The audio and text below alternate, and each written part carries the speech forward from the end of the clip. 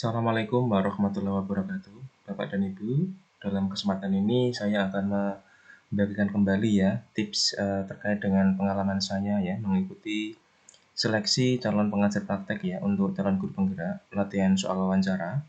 Saya akan sampaikan Bapak Ibu ya 8 kompetensi kepribadian calon guru penggerak yang sudah ditampilkan juga ya dicantumkan dalam petunjuk seleksi ya atau pengumuman seleksi tahap wawancara.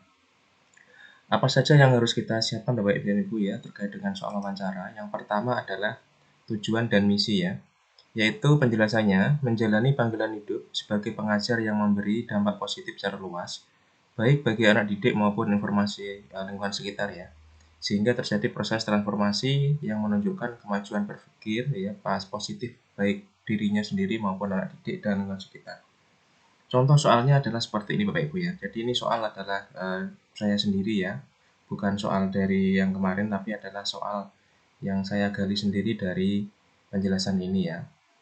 Yaitu apa tujuan dan motivasi Anda mendaftar sebagai calon guru penggerak ya Bapak Ibu ya. Jadi tujuan dan motivasinya apa? Kemudian siapa saja yang mendukung Anda untuk mendaftar sebagai calon guru penggerak. Ini adalah soal yang pertama ya, latihan soal terkait dengan tujuan dan misi. Kemudian yang kedua adalah membangun hubungan yang positif. Penjelasannya, mengembangkan dan menggunakan hubungan kolaboratif untuk memfasilitasi pencapaian tujuan kerja sebagai pengajar. Latihan soalnya adalah yang pertama, jelaskan kerjasama kolaboratif yang pernah Anda alami, di mana, dalam hal apa, bersama siapa, bagaimana, dan hasilnya apa. Bapak dan Ibu tentunya sudah pernah ya bekerja sama dengan berbagai pihak di sekolah, dalam program-program sekolah. Silakan dijelaskan ya Bapak Ibu ya, sesuai dengan pengalaman. Kemudian pertanyaan berikutnya adalah, bagaimana perasaan Anda ketika berinteraksi bersama orang lain? Apakah ada permasalahan, hambatan, dan tantangan? Kemudian yang ketiga adalah daya juang dan relisensi Bapak Ibu ya. Penjelasannya adalah, sebagai pengajar yang terus berupaya, fokus dan positif saat mencapai tujuan yang ingin dicapai, serta bangkit kembali saat menghadapi kegagalan mencapai tujuan.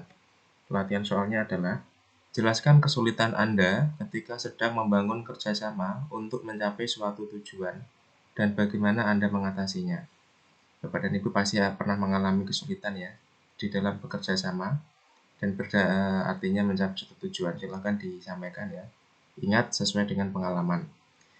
Pertanyaan berikutnya adalah, apa saja kelebihan Anda yang dapat mendukung tercapainya tujuan tersebut? Misalnya berpikir positif, pantang menyerah, senang berkomunikasi, dan berdiskusi untuk mencari solusi dari permasalahan tersebut. Bapak Ibu silahkan sampaikan ya kelebihan-kelebihan Bapak Ibu semuanya, tentunya yang sesuai Bapak Ibu ya, sesuai dengan apa yang Bapak Ibu miliki. Yang keempat adalah inisiatif untuk mengambil tindakan. Penjelasannya adalah, sebagai pengajar yang bertindak segera untuk mencapai tujuan, melakukan tindakan untuk meraih sasaran yang melampaui persyaratan minimum, bersikap proaktif dan mandiri. Kemudian di sini latihan soalnya, ceritakan pengalaman Anda dalam menyelesaikan permasalahan dalam pembelajaran. Apakah Anda melakukannya karena inisiatif sendiri atau dorongan dari orang lain? Misalnya rendahnya kemampuan literasi siswa ya, sehingga Anda membuat ide kegiatan untuk meningkatkan minat baca siswa melalui program pojok baca. Bapak dan Ibu, apakah Bapak dan Ibu pernah melakukan pembuatan sebuah program ya, yang intinya adalah menyelesaikan suatu permasalahan di sekolah tersebut ya. Mungkin Bapak Ibu sebagai guru membuat penelitian tindakan kelas misalnya. Nah, silakan dituliskan gitu ya. Diceritakan Bapak Ibu ya. Yang kelima, pembelajaran yang berkelanjutan, yaitu sadar akan area kekuatan dan area yang perlu diperbaiki. Sebagai pengajar, aktif menemukan cara-cara efektif untuk terus mengembangkan dan memperbaiki diri ya, melalui proses pembelajaran yang dilakukan secara terus-menerus. Latihan soalnya adalah, ceritakan apa kelebihan dan kekurangan diri Anda khususnya sebagai seorang pengajar. Berikutnya, apa saja kegiatan yang sudah Anda lakukan untuk meningkatkan kompetensi diri sebagai seorang pengajar? Misalnya mengikuti training, workshop, IHT, uji kompetensi, aktif berorganisasi, dan lain sebagainya. Ini terkait dengan pengembangan diri Bapak Ibu ya. Silahkan Bapak dan Ibu sampaikan ya kelebihan dan kekurangan dan kegiatan apa yang Bapak Ibu pernah lakukan ya dalam rangka pengembangan diri. Kemudian yang keenam, mengembangkan orang lain. Penjelasannya, melibatkan diri dan berkomitmen dalam proses mengembangkan perilaku, keterampilan atau pengetahuan spesifik yang dihubungkan coach ya. Coach itu adalah seseorang yang kita didik ya, kita latih. Contohnya adalah anak didik, rekan kerja, pengajar ya, sesama guru atau orang lain. Serta memastikan munculnya sikap positif dari coach ya tadi ya, yang kelak membantu dan menunjangnya untuk sukses di masa depan.